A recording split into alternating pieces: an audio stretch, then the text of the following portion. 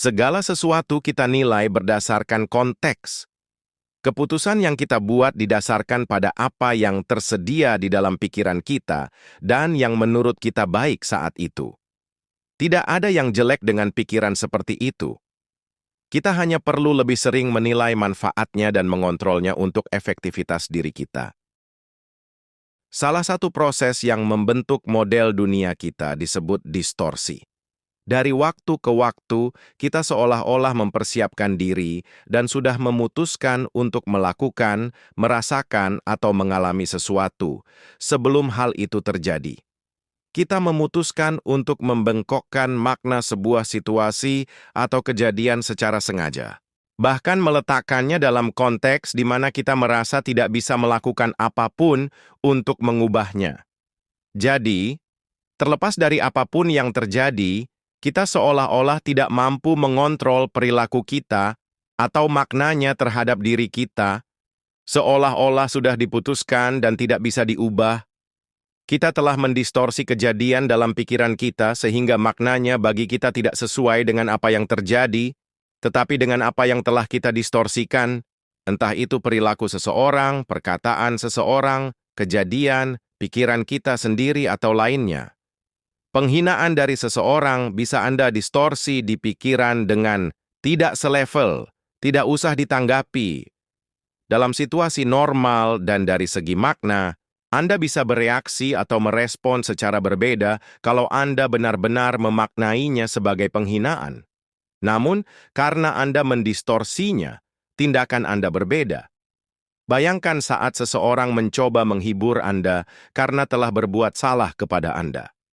Ia memakai kata-kata yang normal bisa memperbaiki situasi dan membuat Anda merasa lebih baik. Bukannya merasa terhibur, kata-kata orang itu bisa saja Anda distorsi dengan, ia hanya mencoba membuat saya merasa lebih baik, sehingga perkataan dan tindakannya itu tidak lagi bermakna menghibur untuk Anda. Saat Anda berbuat kesalahan pada seseorang, tindakan tersebut sangat normal, bukan? Kalau tidak, Anda distorsi. Anda mungkin akan merasa lebih baik dengan penghiburan orang itu.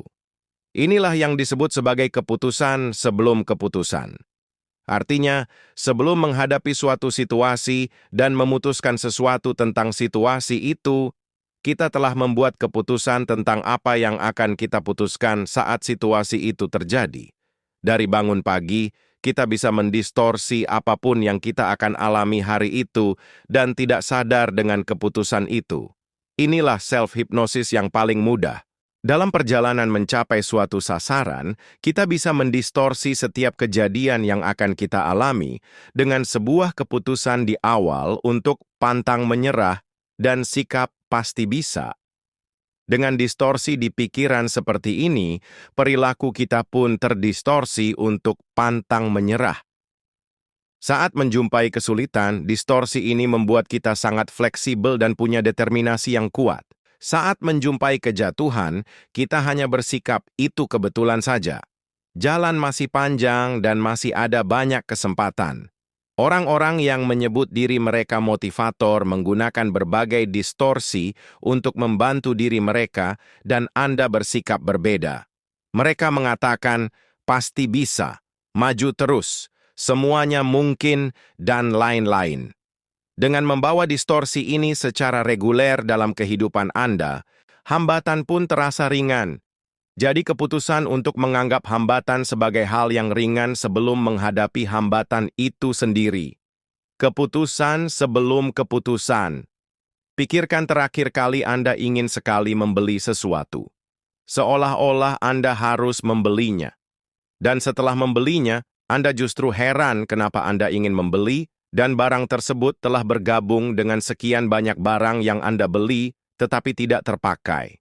Kalaupun memakainya, barang itu tidak begitu bernilai untuk Anda. Pikirkan diskon sebuah produk. Sebelum diskon ditawarkan, nilainya tidak sebegitu penting bagi Anda. Namun, setelah diskon ditawarkan, entah kecil atau besar, nilainya seolah-olah naik di pikiran Anda. Sebagian dari kita sudah memutuskan bahwa diskon tidak boleh ditolak, maka berapapun diskonnya tidak jadi soal, begitu pula apakah barang yang didiskon bermanfaat atau tidak. Kita sudah memutuskan bahwa saat ada diskon, kita harus membeli. Distorsi bekerja paling baik saat Anda menghindari ketidaknyamanan menantang keputusan Anda sendiri atau mengevaluasi cara Anda memutuskan. Seringkali keputusan kita untuk memikirkan atau melakukan sesuatu ditemani oleh sekian jumlah pertanyaan atau tantangan yang kita tekan dan cari penangkalnya secepat pertanyaan itu muncul. Otak kita bekerja lebih cepat dari yang kita pikirkan. Keputusan yang disertai tindakan juga dibuat secepat itu. Anda hanya dapat mengambil tindakan dengan keputusan instan. Menunggu dan menganalisis lebih lama akan menggagalkan tindakan Anda.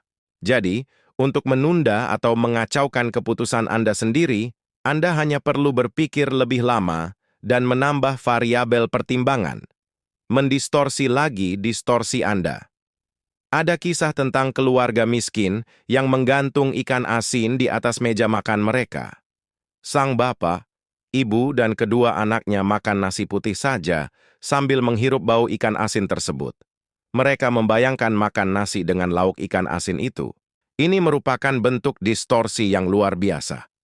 Mari kita tinjau distorsi dari sisi lain. Bayangkan saat terakhir kali seseorang berperilaku sedemikian rupa sehingga Anda marah. Dalam pikiran Anda, ia membuat saya marah. Ini memunculkan sebuah keputusan bahwa Anda tidak bisa melakukan apapun terhadap situasi tersebut selain marah, dan ia adalah yang menyebabkan Anda marah. Maka, terlepas dari apapun yang ia lakukan, Anda marah. Selain marah, apakah ada yang bisa Anda lakukan? Tentu saja ada. Apakah ia bisa melakukan hal lain yang tidak menyebabkan Anda marah? Tentu saja bisa. Namun, ini tidak diregister dalam pikiran Anda karena sebelum ia melakukan apapun, Anda sudah memutuskan untuk marah kepadanya. Kedengaran aneh? Tidak juga. Pikirkanlah setiap kali Anda merasa tidak kuasa untuk mengontrol amarah Anda kepada seseorang. Itu bukan tindakan spontan semata. Kalau sebelum suatu kejadian yang bisa memancing amarah Anda sudah memutuskan bahwa ia orang yang sangat baik terhadap Anda, dan dalam setiap perilaku pasti ada maksud baik, Anda mungkin dapat menahan amarah Anda dengan sangat mudah. Namun, berbeda sekali jika Anda sudah punya distorsi di pikiran bahwa ia pasti sengaja cari gara-gara. Bayangkan, saat Anda mendengar seseorang mengatakan kepada Anda, "Saya tidak suka dengan kelakuanmu," dan bandingkan dengan saat Anda mendengar, "Saya tidak suka dengan apa yang kamu lakukan tadi." Kata kelakuan adalah bentuk nominalisasi dari melakukan. Dan ini berarti orang yang mengatakan, ini sudah memutuskan bahwa tidak ada yang bisa Anda lakukan lagi karena sudah paten menjadi sebuah wujud. Proses berpikir Anda terhadap apa yang Anda lakukan bisa membawa output yang berbeda dengan proses berpikir terhadap kelakuan. Yang satu aktif dan bisa memancing respon berbeda, sedangkan yang satu lagi beku dan pasif. Kata kelakuan membawa pemahaman bawah sadar bahwa Anda sudah memutuskan untuk memasukkan apapun yang dilakukan orang lain dan tidak bisa Anda terima ke dalam kotak kelakuan. Akibatnya, apapun yang dilakukan seseorang otomatis Anda tolak. Semua tindakan atau keputusan kita selalu bisa terkesan logis dan masuk akal apabila kita merujuk pada alasan tindakan atau keputusan tersebut. Setiap perilaku kita sebaiknya punya kontribusi terhadap pencapaian tujuan yang lebih besar. Setiap perilaku kita sebaiknya menambah sumber daya atau menyediakan pilihan tambahan bagi kita untuk lebih efektif dalam mencapai tujuan besar kita. Ada perbedaan antara hidup untuk saat ini dan menghidupi saat ini. Yang pertama, berarti kita akan melakukan apapun hanya untuk tujuan saat ini, tanpa kontrol tujuan jangka panjang atau tujuan yang lebih besar. Para ahli pengembangan diri punya istilah bagus untuk ini, impulsif. Sedangkan, yang kedua berarti kita fokus pada apa yang kita pikirkan dan lakukan saat ini, tetapi tidak hanya untuk tujuan saat ini. Tanyakan kepada seorang istri yang memarahi suaminya dengan kebencian yang tinggi setiap kali ada perbedaan pendapat atau memberikan berbagai label yang tidak sehat kepada suaminya. Apakah tujuan besarnya adalah menghancurkan pernikahan mereka ataukah mendewasakan pernikahan mereka? Lalu, tanyakan apakah yang ia lakukan itu berkontribusi pada tujuan yang sebenarnya? Dorongan untuk melakukan atau tidak melakukan sesuatu yang datang dari distorsi bisa memberikan kita manfaat, tetapi juga bisa tidak. Bisa mewakili keinginan kita yang sebenarnya, tetapi juga bisa hanya memenuhi keputusan dari distorsi. Jadi apakah distorsi itu buruk? Apa ada distorsi yang baik? Distorsi bisa tidak bermanfaat, tetapi juga bisa bermanfaat.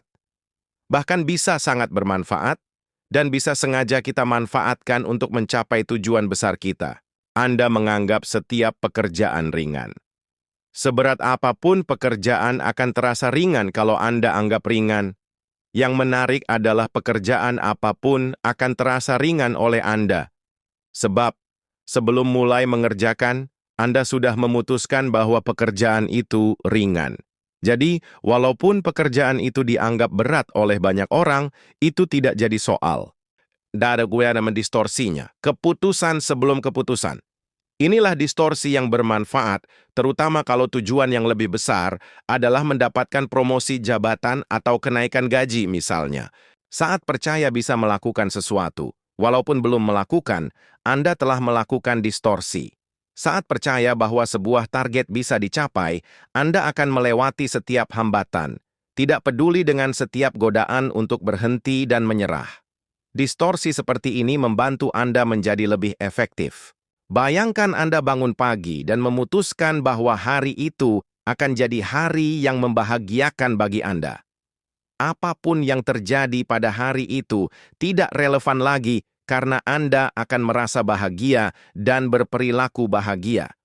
Setiap kejadian yang Anda alami hanya akan Anda respon dengan tidak jadi soal, hari ini akan jadi hari yang membahagiakan untuk saya. Bayangkan pula Anda mengatakan kepada diri sendiri bahwa segala sesuatunya tergantung pada situasi. Begitu menjumpai sesuatu yang Anda anggap menyebalkan di penutup hari, Anda menghadapinya dengan sebuah dialog internal.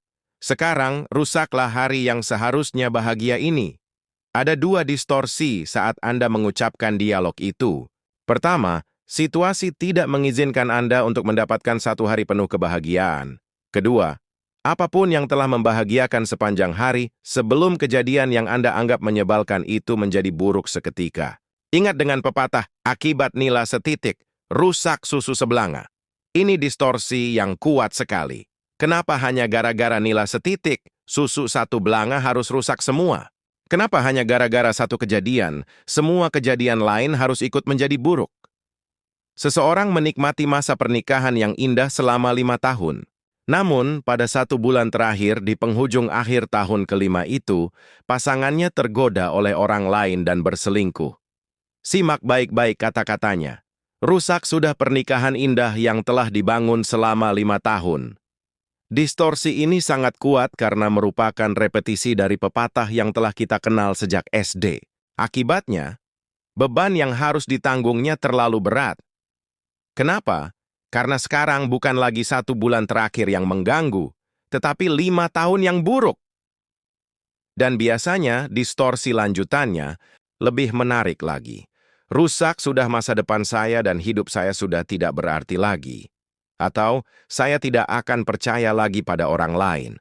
Atau saya tidak akan mau lagi memberikan diri saya 100%. Demikianlah kejadian 1 bulan merusak masa lalu dan masa depan. Itulah kekuatan distorsi. Mekanisme otak begitu luar biasa.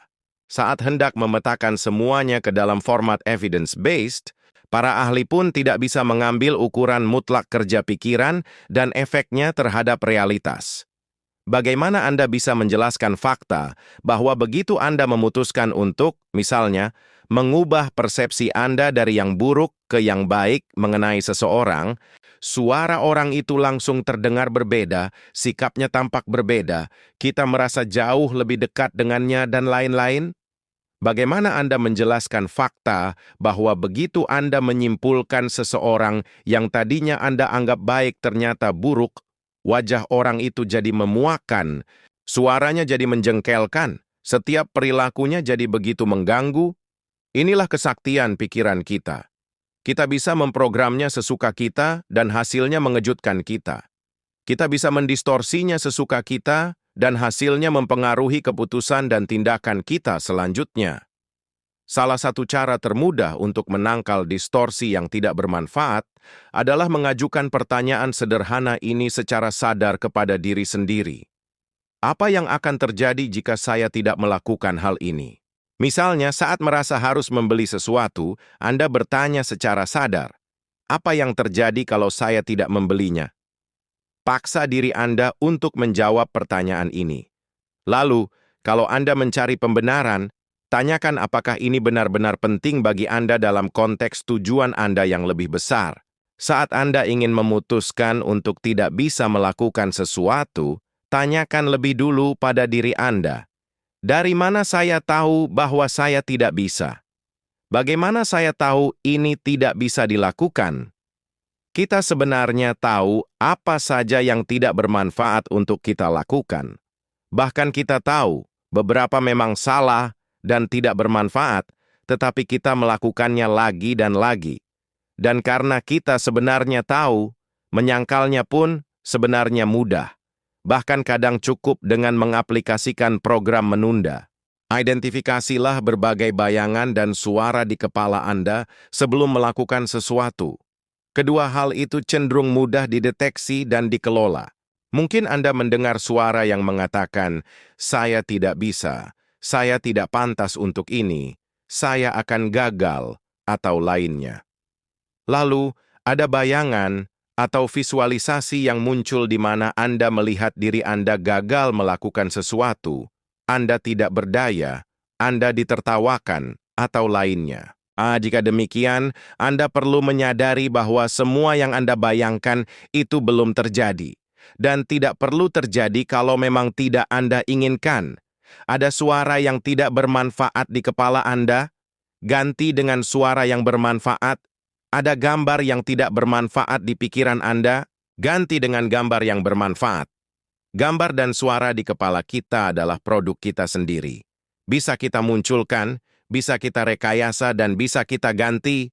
Terserah kita. Kitalah yang mengendalikan pikiran kita, bukan? Saat Anda jatuh cinta, seberapa mudah orang lain mencoba memunculkan berbagai gambaran atau suara buruk mengenai pasangan Anda. Seberapa mudah Anda menggantikannya dengan gambar atau suara yang lebih Anda inginkan? Tidakkah Anda menggantikannya dengan suara, mereka tidak mengerti pasangan saya, atau tidak mungkin seperti yang mereka gambarkan, atau tidak mungkin ia seperti itu, dan lain-lain? Anda bisa menggunakan strategi yang sama persis untuk menangkal distorsi yang tidak bermanfaat. Pikirkan, Anda sudah pernah melakukan ini sebenarnya. Sudah pernah, bahkan mungkin sering, Anda sudah punya sumber daya yang satu ini. Sudah ada di dalam diri Anda. Hampir semua dari kita pernah melakukannya dan sukses. Anda tinggal mengulanginya.